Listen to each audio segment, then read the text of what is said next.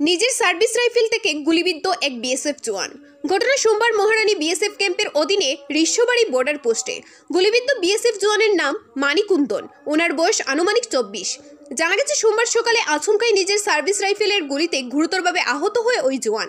গুলির বিকট শব্দ পেয়ে ক্যাম্পের অন্যান্য জওয়ানরা ছুটে এসে এই ঘটনা প্রত্যক্ষ করতে পেরে আহত জওয়ানকে তড়িঘড়ি প্রথমে নতুন বাজার হাসপাতালে নিয়ে গেলে হাসপাতালের কর্তব্যরত চিকিৎসকরা উন্নত চিকিৎসার জন্য আহত জওয়ানকে উদয়পুর গোমতী জেলা হাসপাতালে রেফার করে দেয়।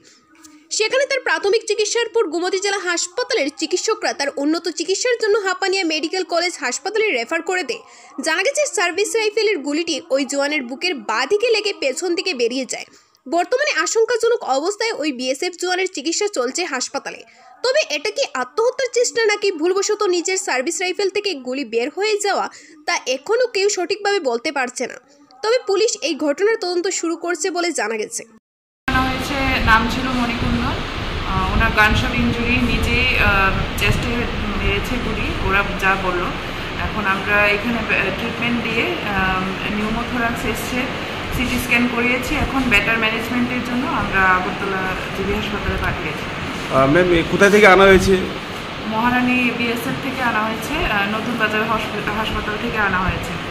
মানে উনি নতুন বাজার হাসপাতাল থেকে এনেছে? হাসপাতালে নিয়ে যাওয়া হয়েছিল, ওখান থেকে রেফার দিয়ে এখানে আনা হয়েছে গোমতী। কি নাম ছিল ম্যাম উনি? মণিকুন্দন। বাম দিকের চেস্টে ছিল লাগানো? হ্যাঁ, বাম দিকের চেস্টে ছিল। এখন কি জিবিতে রেফার করেছেন আপনি? জিবিতে রেফার করা হয়েছে। স্মৃতিশীল আছে না কিছু আশঙ্কাজনকই আছে?